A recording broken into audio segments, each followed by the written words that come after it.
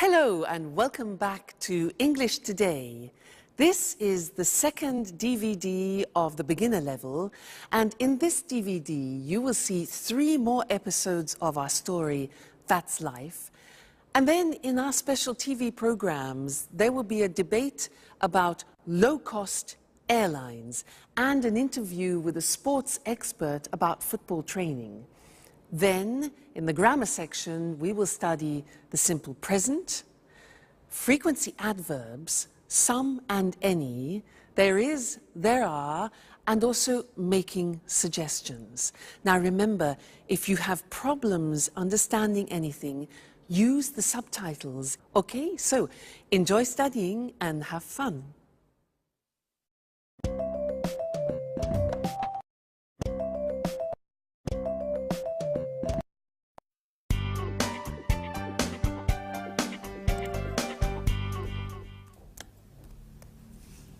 Hello, Anne. Oh, it's you, Peter. Look, this is it. Look at what? My office. Here, near my bed. Oh, I see. By the way, where are the office supplies? The computer supplies are in that cupboard over there. The folders, pencils, pens, etc. are here in this cupboard. And I also have 2 chairs. Oh, good. Are these for everyone? No, they are not. Don't touch anything, please. Okay, so you say you have all of the office supplies. No, not really. There isn't a fax machine. There aren't all the programs I need on my computer. And I guess you have an answering machine. Is it useful? I don't need an answering machine. I answer the telephone myself. Okay, you're right. This office is nice. And if you need a fax machine, I have one in my apartment. Oh, thank you. Wait a minute. Something is missing. Where's the coffee machine? All offices have a coffee machine. I'm afraid there isn't one here. There's a staff kitchen on the other side of the house. In the kitchen. We can have some coffee there. Good idea.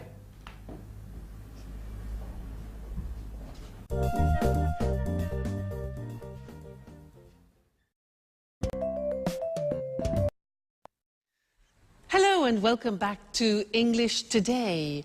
How are you? Now, in that last episode of That's Life, did you notice that Anne described her office? And the most important thing for Peter was what? The coffee machine. Strange. Now, I want to look at the language that Anne used. She used there is a and there are some. Let me explain that to you.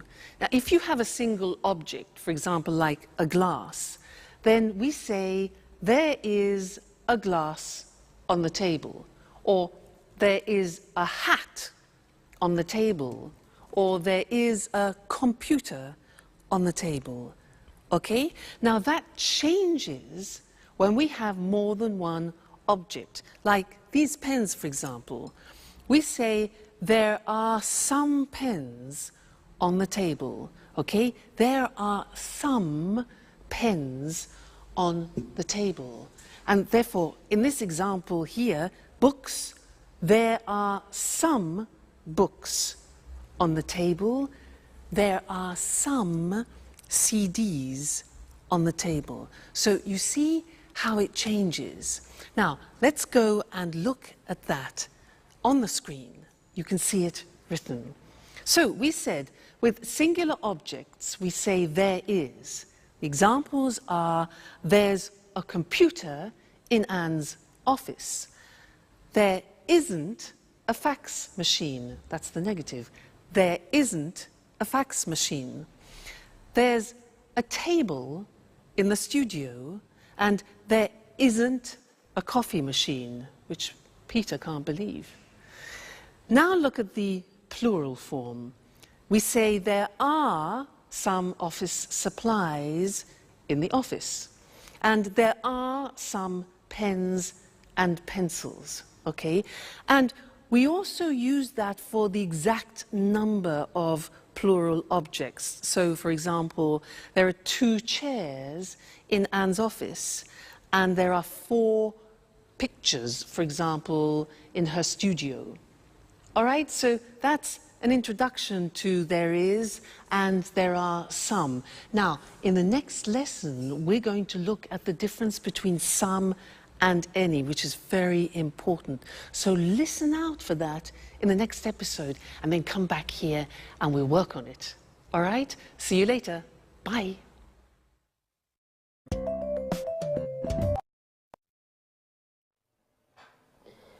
Do you want milk with your coffee? There's a bottle in the back of the fridge. I prefer it without milk, but with some sugar. Oh, I'm afraid there isn't any sugar. Well, that's okay. Black coffee is good too. Do you have any of those great cookies? Oh, yes. There are some cookies over here.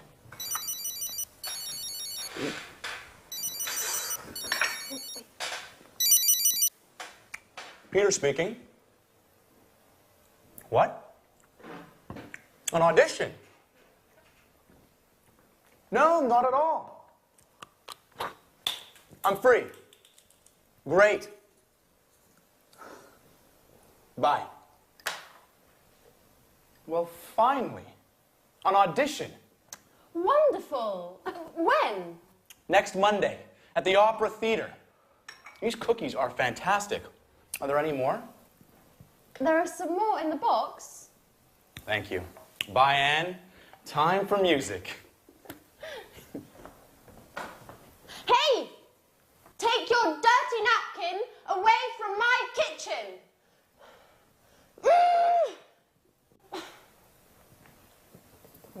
It's nice to have you as my new office neighbour.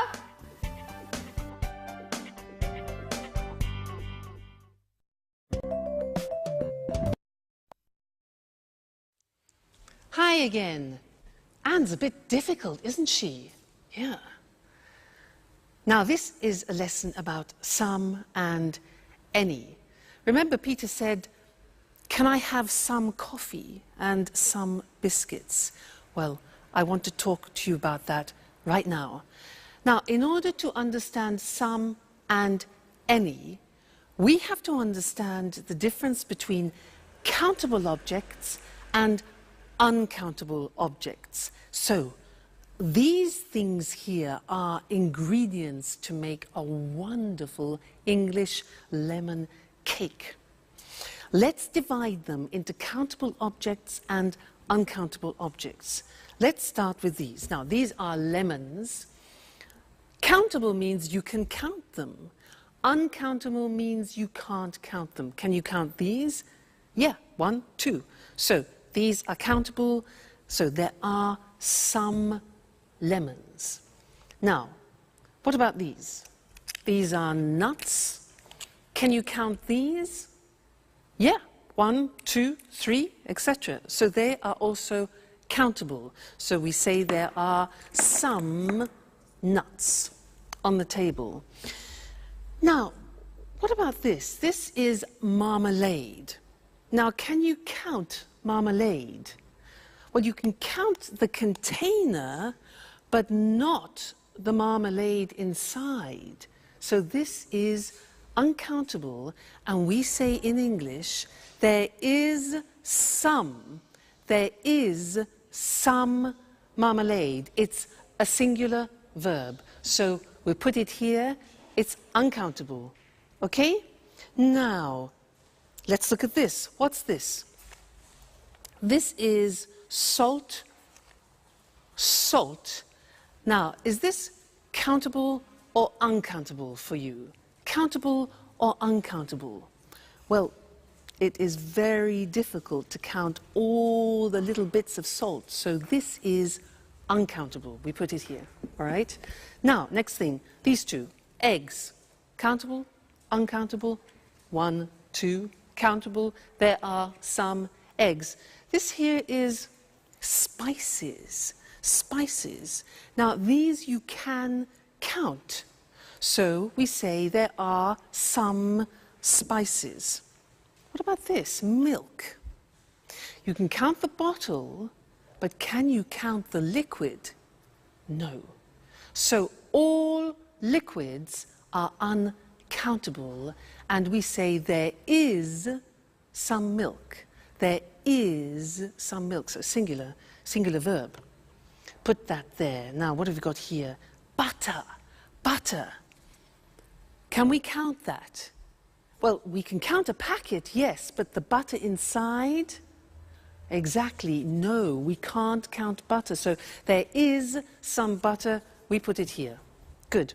Now, what else have we got? Flour. You know, flour we use to make pizza, to make cakes. Is that countable? Exactly, it's not countable. It's like salt, like sugar, like coffee. So we put this here, uncountable. And the last thing, this. What's this? Water. Is water countable? No, it's not.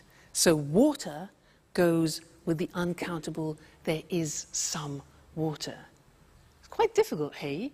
Let's look at the screen to see that written, all right? And we will do a general summary. So we said countable objects in the plural. In the positive form, we say there are some lemons on the table. There are some CDs on the table. There are some eggs on the table. So that's countable. Now the negative is there aren't any, we use any, there aren't any cigarettes on the table. There aren't any biscuits, important, any for the negative. There aren't any magazines, for example, all right? Now, questions. Here again, we use the word any. We use any in the negative and any in the questions. So, are there any glasses on the table? Are there any books on the table? Are there any pens? All right, so some in the positive, any in the negative, and the question form. Good. Now, let's move on to uncountable objects. These ones here. The examples are, there is, singular verb, some sugar on the table. There is some flour on the table. There is some water on the table. Okay? Negative, again, we use any. We say there isn't any bread on the table. There isn't any wine, a liquid, on the table. There isn't any chocolate on the table, all right? Questions, again, with the singular verb and any. Is there any money on the table? Is there any pasta? Unfortunately not. And is there any beer? Okay? Now, I want to add one more thing to this lesson, and it's the words this, that, these, those. Let me explain. With one object, you say this CD when it's close to you, this CD. But when it's distant from you, far away, you say that CD, this, that. All right? We hear this very often. Let me take two, plural. Now we say these CDs. When they're far from you, we say those CDs. Okay? So these, those, one, this, that. Let's see that on the screen. So this book, plural, these books when they're close to you, and that chair, for example, and those chairs when they're distant from you. That's a big lesson, hey? There's a lot to remember. So we have some and any, countable and uncountable, this, that, these, those. Whew! You have a lot to do at home to study there. Anyway, no problem, because you're great students. So we'll meet again in the studio very soon for some more English. Take care. Bye for now.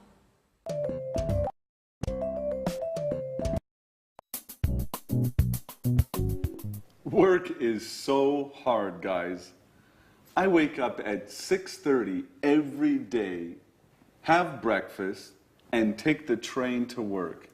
Every day. I know. I get up at 7, but I have a friend at work who usually gets up at 6. Why? That's too early. It takes him an hour to drive to work. Wow, that's a long drive. Yes. But he lives in the country. I think he's lucky. Every weekend he can go for walks in the woods, not in traffic jams. I guess that's pretty nice. He lives in the countryside, but works in the city. A pretty nice combination. What about you, Sharon?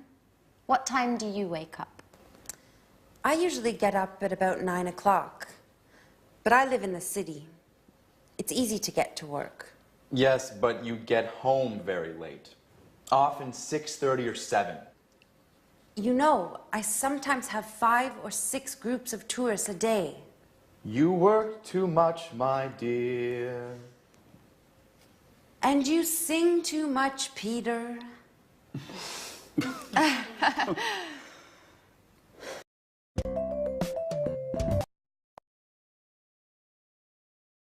Hello again, and how are you?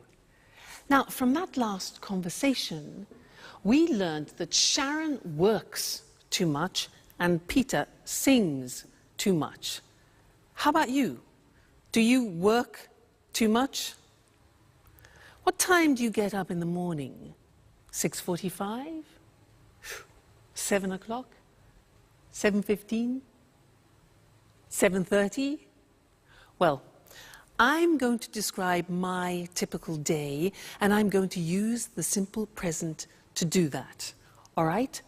Well, first, I wake up at 6:45, but I don't get up. I listen to the radio and I listen to the news. Then after, I slowly get up. That's difficult. And I take a shower. I take a shower. I get dressed. And then I go for a walk with Suki. Then we have breakfast together. She has dog biscuits, and I have toast, marmalade, and butter. Then I go to work on my scooter. Now, my boyfriend has a different day because he goes to work at 8 o'clock at night. Remember, he's a jazz musician. Now, did you notice I said he goes to work? That's because with the third person we add an S, goes. He goes to work at 8 o'clock and he comes home at 3 o'clock in the morning because he plays jazz concerts. Then he goes to bed and he gets up at lunchtime at 1 o'clock. So we meet at dinner, which is, you know, we don't have much time together, but that's life. Now that was the simple present tense, and now we're going to see that on the screen. Very, very important, this grammatical form.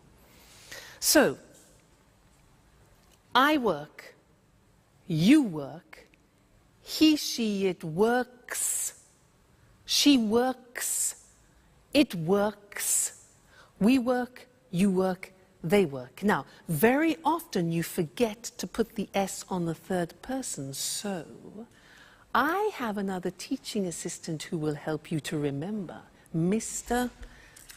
Snakes. He is here to help you remember to put the S on the third person. So listen, I work at home, you work every day, he works at night. She works in an office. It works all week. We work together. You work full-time. They work at weekends. So remember, it's not difficult, the simple present in English. I work, you work, he works, she works, it works. Don't forget, Mr. Snake, don't forget the S, the third person. All right? Good. Now, listen to the next episode and try and pick out words like often, sometimes, occasionally, because we're going to study those next. All right? Go and have some fun. Bye.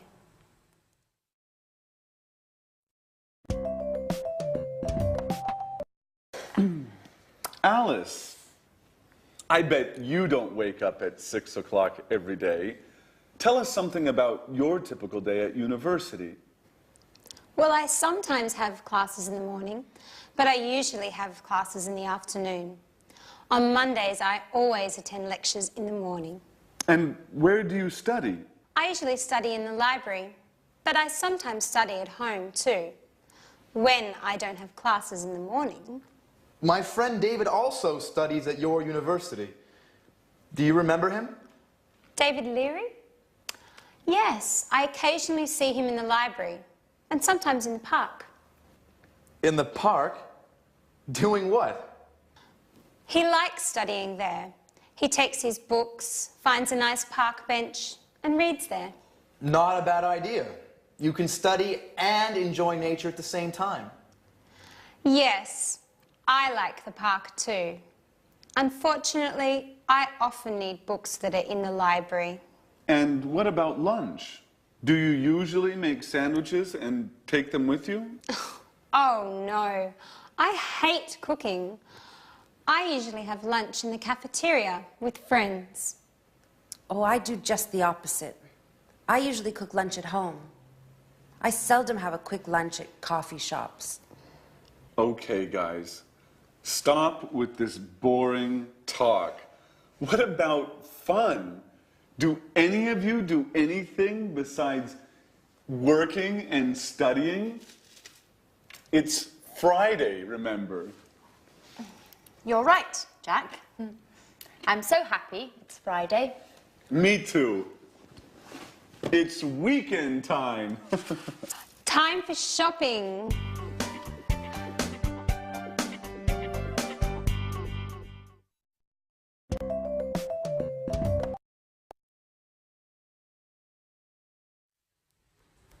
Jack really knows how to provoke Anne, doesn't he? Did you notice those words? Sometimes, always, occasionally? Because we're going to study those now. And in English, they're called the frequency adverbs. And we usually use them with the simple present tense. And they describe how many times you do actions, frequency adverbs. Now, to help me introduce them, I have another teaching assistant. This is, ta-da, Mr. Dinosaur. Mr. Dinosaur is here to help you with the frequency adverbs. Dinosaur, D-I-N-O-S-A-U-R.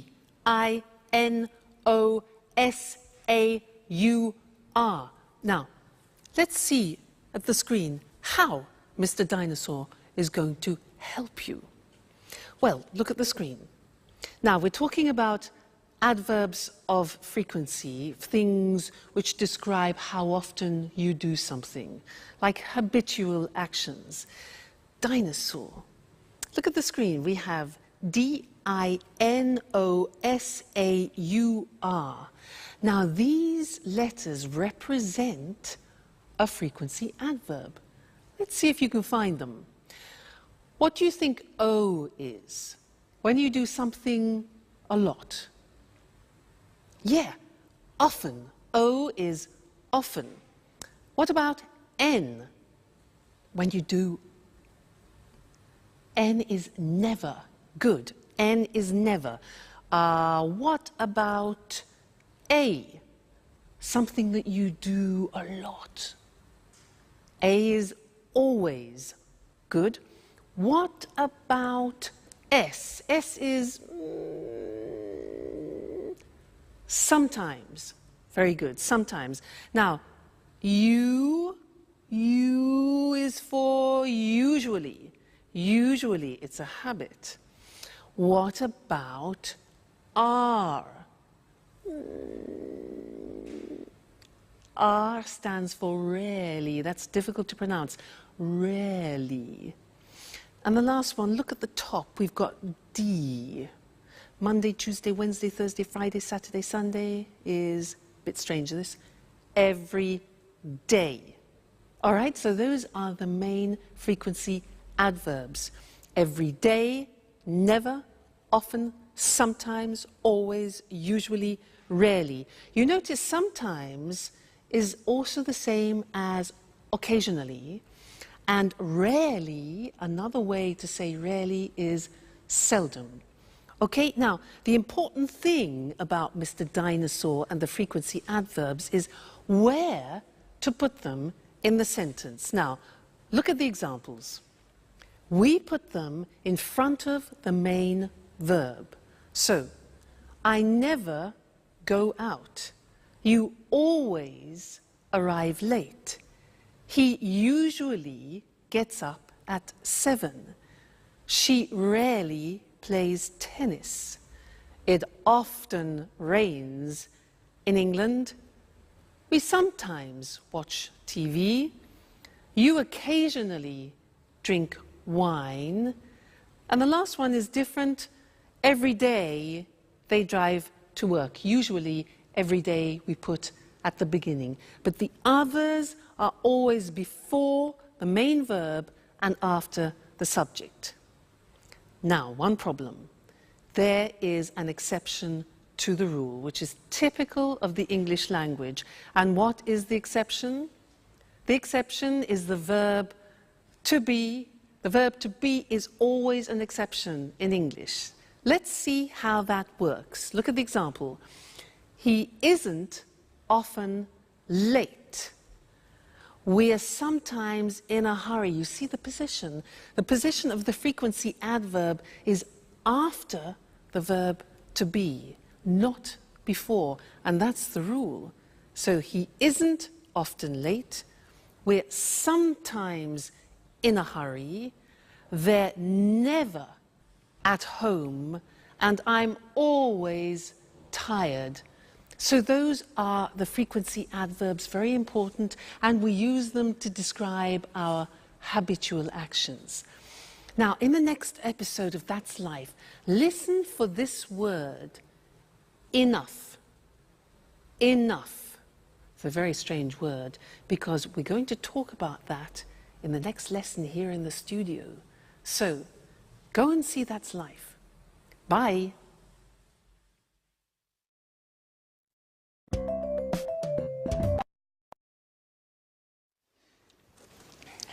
Yes, I always go shopping on Saturdays.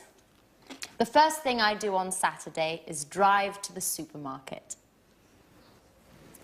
I sometimes go shopping on Saturdays, but usually I sleep late. I'm always so tired on Saturdays. I'm never tired on the weekend. The weekend is a time for fun. I paint, go jogging, go out with some friends. Unfortunately, I sometimes have to study. Oh, I sometimes do a little work at the weekend. When I'm free, I like going swimming, going to exhibitions, or to concerts, if I have enough money. Oh, and every Sunday, I clean up the entire flat. And in the evening, I watch TV. Oh, I never watch TV. It's boring. Peter and I like going to the cinema at the weekend. Yes, it's important not to watch too much TV. An hour a day or so, that's enough. Come on, guys.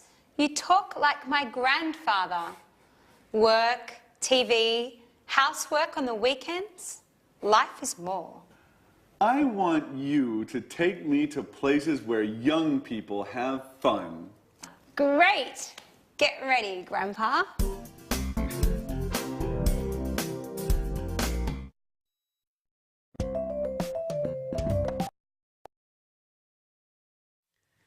Hello and welcome back again to English Today, your live English language program.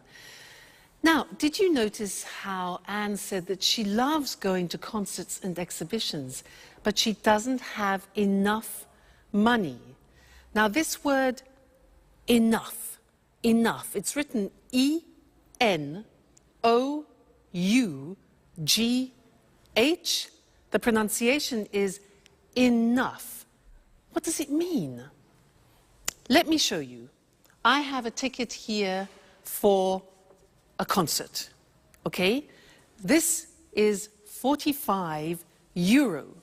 45 euro. Now, I have 40 euro here. 40 euro, 45 euro for the ticket. It isn't enough. It means it's less, it's not sufficient. It isn't enough. No ticket, no concert. So, happens. Like Anne, poor Anne, not enough money. Now, another example, you ask me, can I have a glass of water? And I say, sure. So, here you are. You say, what? Excuse me, it's not enough. Not enough, it's not sufficient. Oh, I say, okay, fine. So, glass of water, here we go. And you say, oh, it's too much. Too much. Now, that is the opposite. When something is in excess, it's too much. Let's go back to the ticket. For example, imagine that the theatre ticket has a discount. Now it only costs 30 euro. 30 euro. I've got 40 euro, which is too much. In excess, too much. But that's great. That's not a problem. That's great. I can go to the concert. Okay? So, that's enough, too much. Now, one more word. It's a small word, and it's so. When do we use so? If I say to you, you are so intelligent, that describes an emphasis. You are so intelligent. You could also say, the glass is so full. Okay? So is to express an emphasis of something. So, we've studied enough, too much, and so. Let's look at those on the screen now to help you, okay? Enough, pronunciation, enough, when something isn't sufficient. There isn't enough water in the glass. There isn't enough money. Then we can also use it with an adjective. The glass isn't full enough. After an adjective, it isn't full enough. Let's move on to too when we talk about something in excess. So, there's too much water in the glass. There's too much money. Great. There are too many coins. Now, many is because we use it with countable things. There are too many coins. We can use it with an adjective. For example, the ticket is too expensive. The glass is too full. All right? Then the last thing was so. When you want to emphasize something, the ticket is so expensive. The glass is so full, or you are so intelligent. Fantastic. So that's the end of this lesson. Remember, enough, too much or too many, and so. That's it for now, and I'm going to see you again extremely soon. Take care. Bye.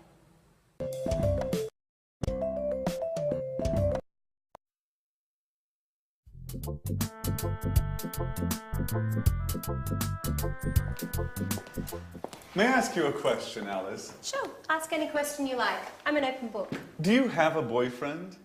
Well, I go out with some boys, but that's nothing serious. According to my birth chart, I need some Taurians. But that's not easy now that Saturn is in Leo. I see. Anyway, I think you have a strange relationship with boys. Oh, no. I like boys very much. They're great at carrying packages. You're exceptional. Thanks, Jack. But now, stop talking about me. Let's talk about you. What do you think of me? No, really. I'm curious. What do you do at work? Oh, nothing special. You know Speedmaster, the sporting goods factory. Yeah, sure. They produce wonderful running shoes. What department do you work in? I'm a sales manager. Last month they gave me a promotion, and now I'm responsible for Southern Europe. That's why I moved here. Wow, that's really interesting. You must be very good at work. What exactly do you do? Oh, basically I look for new clients and keep them informed about new product lines and take care of their requests. What kind of requests do they have? Oh, they often ask questions about new models and prices. What do you do if they want a discount? Well, basically, I don't get mad. I listen to them and then I tell them no. Well, seriously speaking, it depends. Each client is different. If they're important, I try to make an agreement with them. Hi, Anne. Hi, Sharon. Where's Peter? Oh, Peter's preparing his audition. Well, tell Peter I wish him good luck. Do you really care?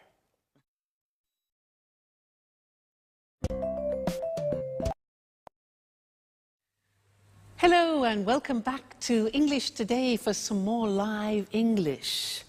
Now, Jack, does he really care for Sharon? I think he does. Let's ask Mr. Monkey. Mr. Monkey, does Jack really care for Sharon? Mr. Monkey. Yes, he agrees, he cares. Now, in that episode, there were a lot of questions, and I want to practice that with you now. And to do that, we are going to have a quiz.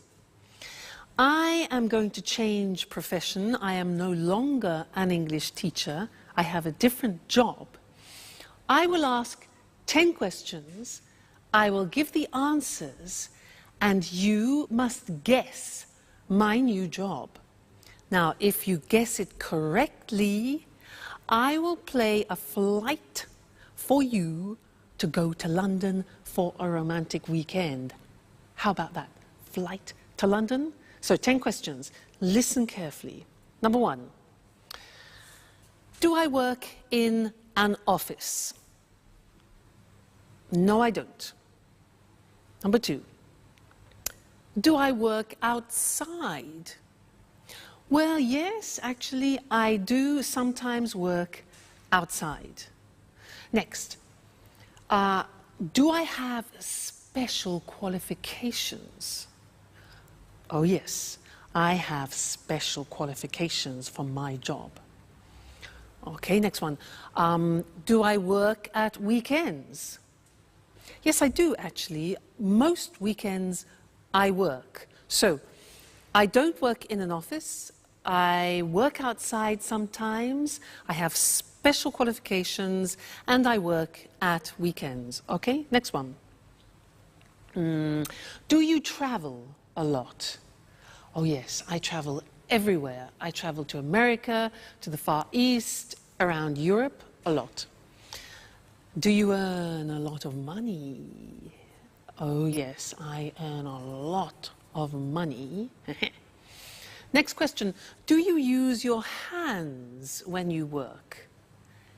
Yes, I do. I use my hands, and I also use my feet. Very important. Next one. Do you work with other people? Yes, that's very important. I work with other people. All right, next one. Do you use music in your job? Music? Yes, now music is very important for me, music. And the last question, do you wear special clothes? Well, yes.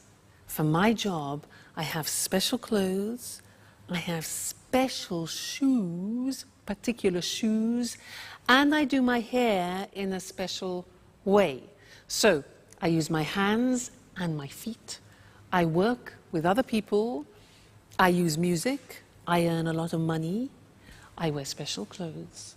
And I travel a lot. So, what's my job? No. No. No. It's difficult. Shall I tell you? I'm a prima ballerina. I won, you lost. No London, no flight to London. Next time, there'll be another quiz. All right, good. So let's look at the grammar that we've just used for asking questions, okay? Now, we have the question form with the question word like when, the auxiliary, do, I, the subject, and then arrive, which is the verb. So, when do I arrive? Okay, that's a typical question in the simple present. Look at the next one. What do you do at work? What do you do? Next one now, this is important, and we need Mr. Snake, because it's who does he work with? Remember, does, third person, the S, do becomes does. So, who does he work with? Next one, why does she study? Third person. How much does it cost? Again, third person, it. When do we leave? Where do we live? And how do they speak English?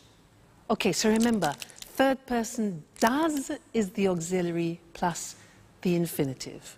All right, so those are the English question forms. Now, in the next episode, listen out for the negative form, and then we'll study that together. Okay, so have fun studying, and I'll see you again very soon. Bye.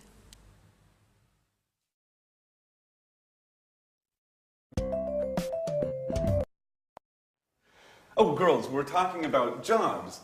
Tell me about your job, Sharon. What do you do at the moment? That's an interesting question. Really? Why do you say that? Well, you know I have a degree in archaeology, but now I'm doing something quite different. Do you have a part-time job? No, unfortunately, it's a full-time job. I work for a travel agency. Oh, what do you do? I give tours around the city. I bring tourists to monuments and museums and other interesting places. Oh, that's nice. Could I have you as a tour guide for one day? I'm sorry.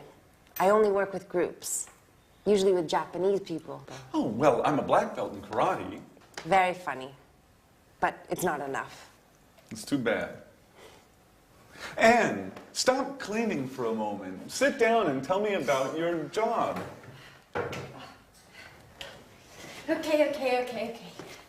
I work in a publishing company. Oh, so you work with famous writers? Not exactly. I don't work with the writers. I just read their proofs and correct them before printing. By the way, do you know Paul Taylor? He works with you, right? Yes, but we don't work in the same department. He works in the advertising department. But we are good friends. Every weekend we play tennis together. Play tennis? I'm jealous. Do you play tennis too? Do you want to play with us? Well, just joking. I don't play tennis that well. Only karate.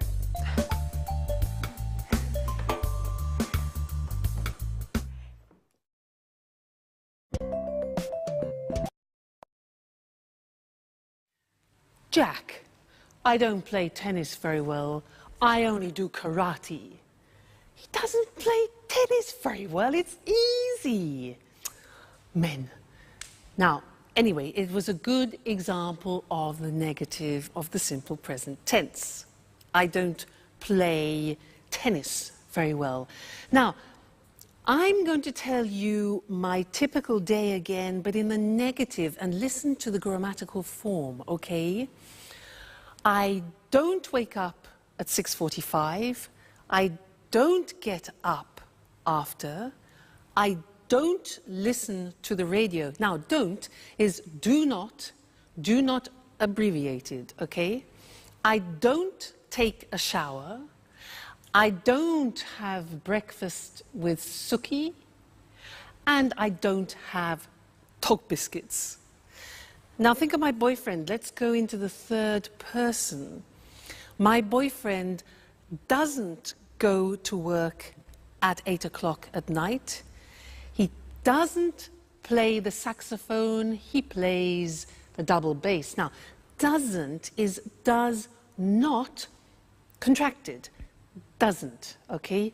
Plus the infinitive. So he doesn't play, let's say, at 1 o'clock in the morning. He doesn't come home at 7 o'clock in the evening. So you see, these are examples of the negative form. And now we need to go and look at the screen because we need to see how that works in comparison to the positive form. All right? Great. Now, look at the examples. I don't teach on Sundays. Do not becomes don't. I don't teach on Sundays. You don't know my parents. Jack does not. Jack doesn't play tennis well. Alice doesn't have a boyfriend. The house doesn't belong to Anne. Third person, doesn't. We don't work part-time. You don't know Anne's aunt. And Alice and Sharon don't live together. All right, so now we have studied the positive form, the question form, and the negative form of the present tense. So a whole world opens up for you, okay? Well, you just keep studying, and we'll meet again here for another live show very soon. All right, take care. Bye.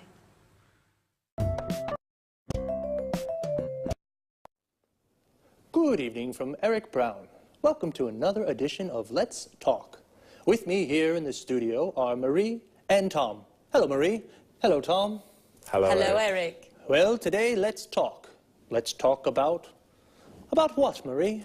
Low-cost airlines. Very interesting. You're right, Eric.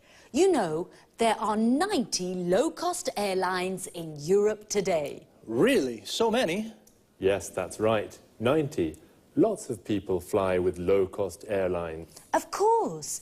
It's very cheap to fly with these airlines. It's not always cheap, Marie. It's cheap to fly midweek on Tuesday, Wednesday or Thursday, but it's not cheap to fly at weekends on Saturday or Sunday.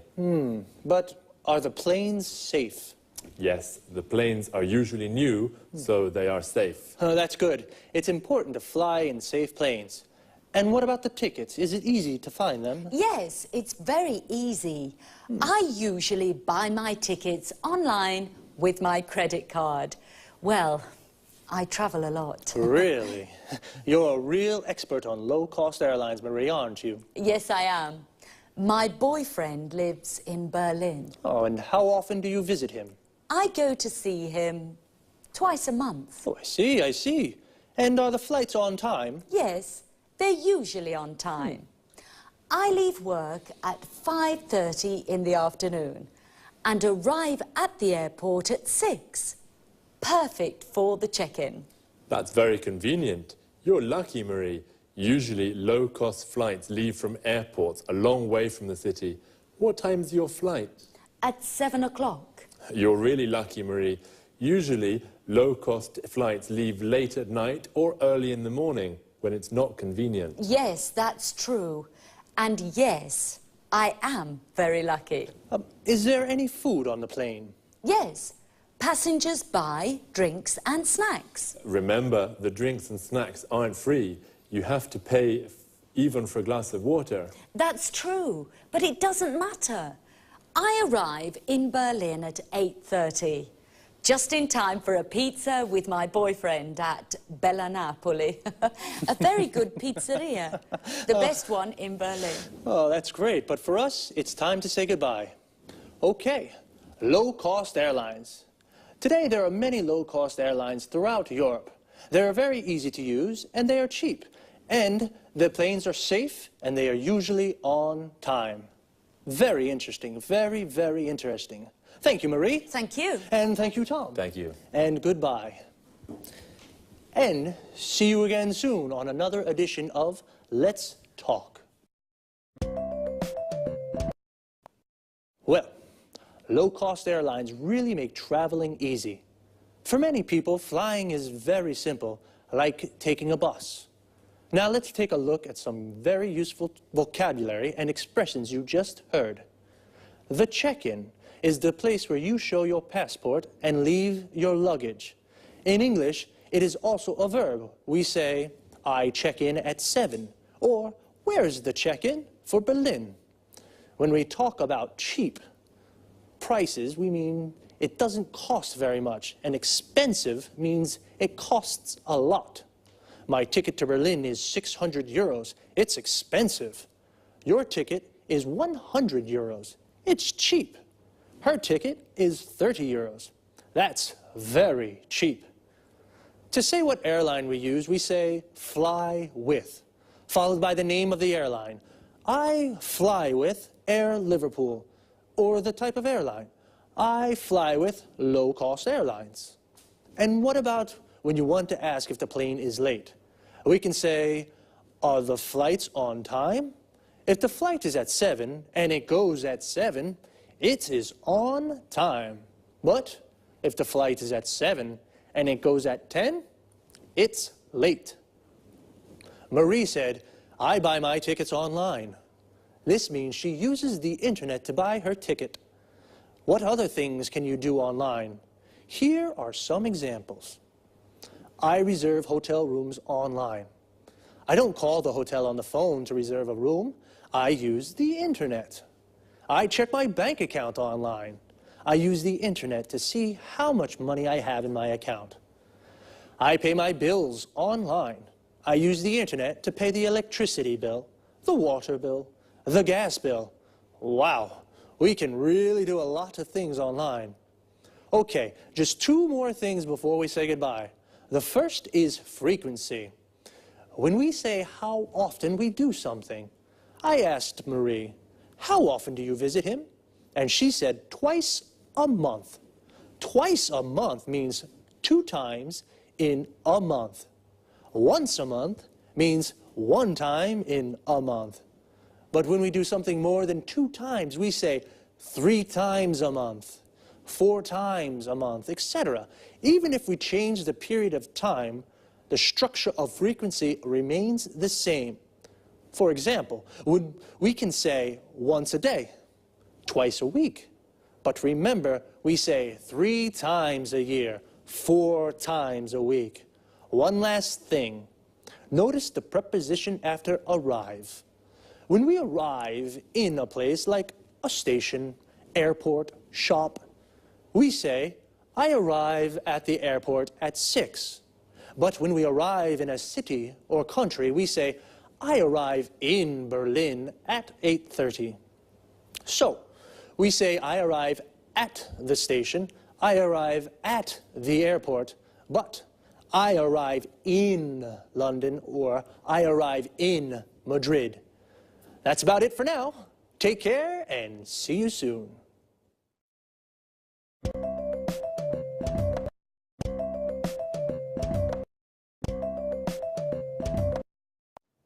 Good afternoon to everyone. Welcome to Sports Special, the program dedicated to all sports and all sports fans. I'm Eric Brown. In the studio with me is John Forbes, our sports expert. Well, John, what are you talking about this afternoon? Football. Great, my favorite sport.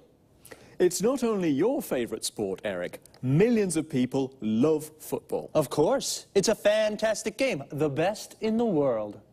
Well, maybe. But remember, Eric, football isn't only about fame, success and money. Oh, a lot of money. Professional footballers earn millions of euros. That's true. But football is also about hard work, fitness training, stretching and jogging almost every day. Really? How often do professional players train? They go jogging every day at 8 in the morning, and then they work out in the gym. Ah, so much exercise. And that's not all. Really? What do you mean? Well, they also practice football 3 or 4 times a week with the team. And where do they train? They usually do fitness training at the football ground. First they do stretching, then they practice shooting. Is the coach with them during the training? Yes, of course. The coach is very important for the team. He shows the players good techniques for passing, dribbling and heading. And he decides who plays in the matches. How many matches are there in a football championship? 30, more or less. You know, football championships take place in the winter, usually from September until June. And when do they play matches? At weekends, but the big clubs also play during the week for the European Cups. Oh, championships, European Cups, training. Footballers are very busy. Yes, they are. The only time they rest is in the summer. Well, holidays only in the summer, but what about fun? For example, can the players have a beer after a match? Of course, Eric, especially if they win. A beer is a perfect way to celebrate a victory. Well, a footballer's training routine is very hard, but it is very rewarding too. Okay, thanks to our expert, John Forbes.